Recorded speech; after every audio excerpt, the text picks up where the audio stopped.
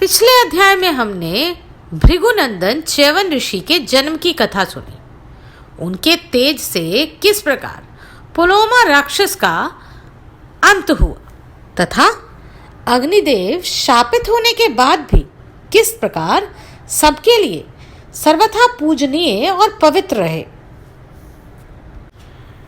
कथा के इस भाग में हमने मेनका की पुत्री प्रमोदरा का रूरू के साथ विवाह तय होना, परंतु विवाह के पूर्व ही सर्प के काटे जाने से उसकी मृत्यु, इसके पश्चात रूरू ने अपनी आयु का आधा भाग अपनी भार्य को दान में दिया और फिर वह सुखपूर्वक समय व्यतीत करने लगे।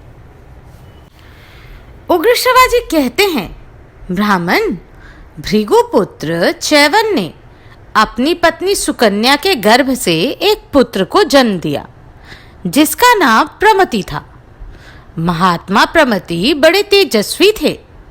फिर प्रमति ने घृताची अप्सरा से रूरू नामक पुत्र उत्पन्न किया तथा रूरू के द्वारा प्रमोदरा के गर्भ से शुनक का जन्म हुआ। महाभाग शौनक जी, आप शुनक के ही पुत्र होने के कारण शौनक कहलाते हैं। शुनक महान सत्वगुण से संपन्न तथा संपूर्ण भृगु वंश का आनंद बढ़ाने वाले थे। वे जन्म लेते ही तीव्र तपस्या में संलग्न हो गए। इससे उनका अविचल यश सब ओर फैल गया। ब्राह्मण, मैं महातेजस्वी रूरू के संपूर्ण चरित्र का विस्तार पूर्वक वर्णन करूंगा। वह सब का सब आप सुनिए। पूर्व काल में स्थूलकेश नाम से विख्यात एक तप और विद्या से संपन्न महर्षि थे जो समस्त प्राणियों के हित में लगे रहते थे। विप्रशे, इन्हीं महर्षि के समय की बात है। गंधर्वराज विश्वावसु ने मेनका के गर्भ से एक संतान उत्पन्न की। भृगुनंदन मेनका अप्सरा ने गंधर्वराज द्वारा स्थापित किए हुए उस गर्भ को समय पूरा होने पर स्थूलकेश मुनि के आश्रम के निकट जन्म दिया। ब्राह्मण, निर्दय और निर्लज मेनका अप्सरा उस नवजात गर्भ को वहीं नदी के तट पर छोड़कर चली गई। तदनंतर तेजस्वी महर्षि स्थूलकेश के एकांत स्थान में त्यागी हुई उस बंधुहीन कन्या को देखा तो देवताओं की बालिका के समान दिव्य शोभा से प्रकाशित हो रही थी। उस समय उस कन्या को वैसी दशा में देखकर द्विजश्रेष्ठ मुनिवर स्थूलकेश के मन में बड़ी दया आई, अतः वे उसे उठा लाए। फिर उसका पालन पोषण करने लगे। वह सुंदरी कन्या उनके शुभ आश्रम पर दिनों दिन बढ़ने लगी। महाभाग महर्षि स्थूलकेश ने क्रमशः उस बालिका के जात कर्म आदि सब संस्कार विधि पूर्वक संपन्न किए। वह बुद्धि, रूप और सब उत्तम गुणों से सुशोभित हो संसार की समस्त प्रमदाओं अर्थात सुंदर स्त्रियों से श्रेष्ठ जान पड़ती थी। इसलिए महर्षि ने उसका नाम प्रमोदरा रखा। एक दिन धर्मात्मा रूरू ने महर्षि के आश्रम में उस प्रमोदरा को देखा। उसे देखते ही उनका हृदय तत्काल कामदेव के वशीभूत हो गया। तब उन्होंने मित्रों द्वारा अपने पिता भृगुवंशी प्रमति को अपनी अवस्था कहलाई। तदनंतर प्रमति ने यशस्वी स्थूलकेश मुनि से अपने पुत्र के लिए उनकी कन्या मांगी। तब पिता ने अपनी कन्या प्रमोदरा रूरू के लिए वाग्दान कर दी और आगामी उत्तर फागुनी नक्षत्र में विवाह का मुहूर्त निश्चित किया। तदनंतर जब विवाह का मुहूर्त निकट आ गया, उसी समय वह सुंदरी सखियों के साथ क्रीड़ा करती हुई वन में घूमने लगी। मार्ग में एक सांप चौड़ी जगह घेर कर तिरछा सो रहा था। प्रमोदरा ने उसे नहीं देखा। वह काल से प्रेरित होकर मरना चाहती थी, इसलिए सर्प को पैर से कुचलती हुई आगे निकल गई। उस समय काल धर्म से प्रेरित हुए उस सर्प ने उस असावधान कन्या के अंग में बड़े जोर से अपने विष भरे दांत गड़ा दिए। उस सर्प के डस लेने पर वह सहसा पृथ्वी पर गिर पड़ी। उसके शरीर का रंग उड़ गया, शोभा नष्ट हो गई, आभूषण इधर उधर बिखर गए और चेतना लुप्त हो गई।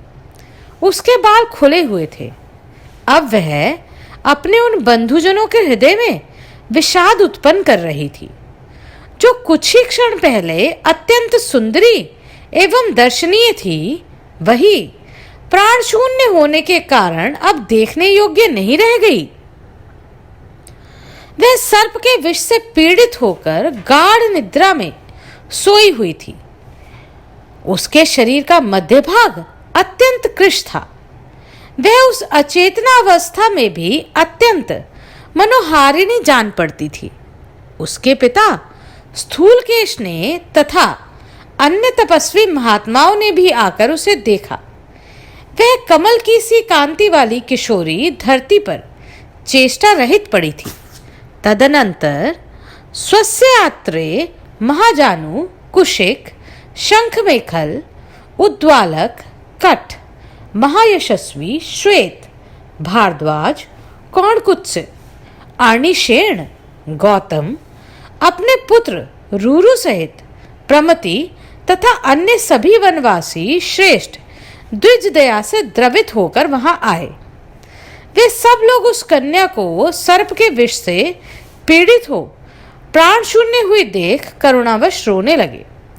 रूरू तो अत्यंत आर्त होकर वहां से बाहर चले गए और शेष सभी द्विज उस समय वहीं बैठे रहे। उग्रश्रवा जी कहते हैं, शौनक जी, वे ब्राह्मण प्रमद्वरा के चारों ओर वहां बैठे थे। उसी समय रूरू अत्यंत दुखित हो गहन वन में जाकर जोर जोर से रुदन करने लगे। शोक से पीड़ित होकर उसने बहुत करुणाजनक विलाप किया और अपनी प्रियतमा प्रमोद्वरा का स्मरण करके शोकमग्न हो इस प्रकार बोला, हाय, वे कृशांगी सी बाला मेरा तथा समस्त बांधवों का शोक बढ़ाती हुई भूमि पर सो रही है। इससे बढ़कर दुख और क्या हो सकता है?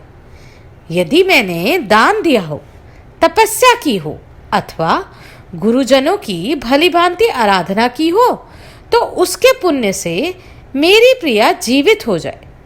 यदि मैंने जन्म से लेकर अब तक मन और इंद्रियों पर संयम रखा हो और ब्रह्मचर्य आदि व्रतों का दृढ़तापूर्वक पालन किया हो, तो यह मेरी प्रिय प्रमदुरा अभी जी उठे।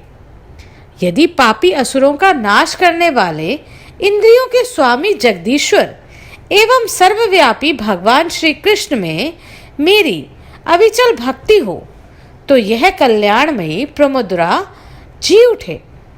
इस प्रकार जब रूरू पत्नी के लिए दुखित हो अत्यंत विलाप कर रहा था, उस समय एक देवदूत उसके पास आया और वन में रूरू से बोला। देवदूत ने कहा, धर्मात्मा रूरू, तुम दुख से व्याकुल हो। अपनी वाणी द्वारा जो कुछ कहते हो वह सब व्यर्थ है, क्योंकि जिस मनुष्य की आयु समाप्त हो गई है उसे फिर आयु नहीं मिल सकती। वह बेचारी प्रमोदरा गंधर्व और अप्सरा की पुत्री थी। इसे जितनी आयु मिली थी वह पूरी हो चुकी है। अतः तात, तुम किसी तरह भी मन को शोक में न डालो। इस विषय में महात्मा देवताओं ने एक उपाय निश्चित किया है। यदि तुम उसे करना चाहो तो इस लोक में प्रमुद्रा को पा सकोगे। रूरू बोला, आकाशचारी देवदूत, देवताओं ने कौन सा उपाय निश्चित किया है? उसे ठीक ठीक बताओ। उसे सुनकर मैं अवश्य वैसा ही करूंगा। तुम मुझे इस दुख से बचाओ। देवदूत ने कहा, भृगुनंदन रूरू, तुम उस कन्या के लिए अपनी आधी आयु दे दो। ऐसा करने से तुम्हारी भार्या प्रमुद्रा जी उठेगी।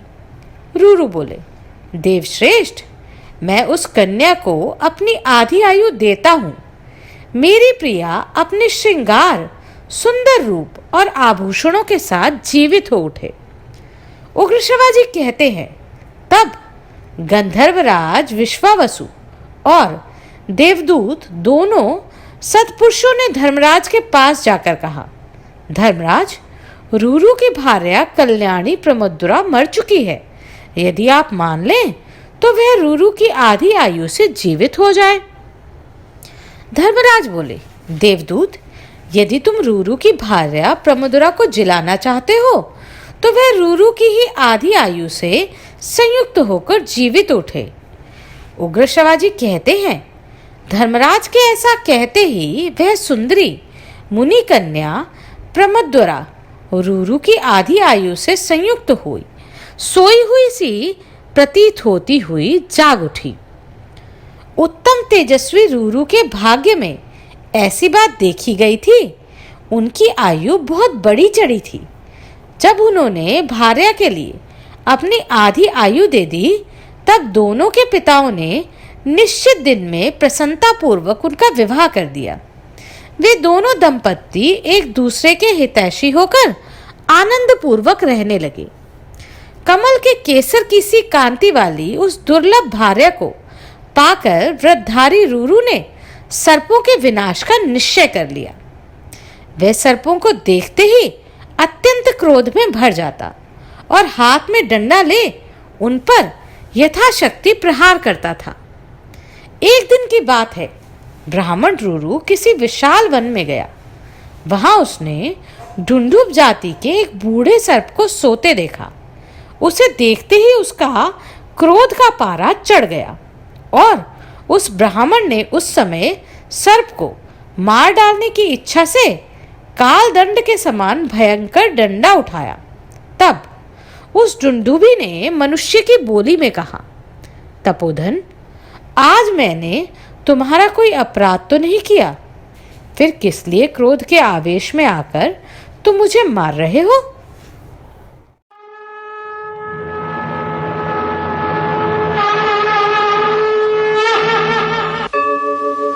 यदा यदा हि धर्मस्य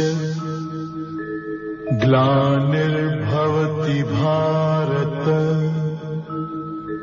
अभ्युत्थानम् अधर्मस्य तदात्मानं सृजाम्यहम् परित्राणाय साधूनां विनाशाय च दुष्कृताम्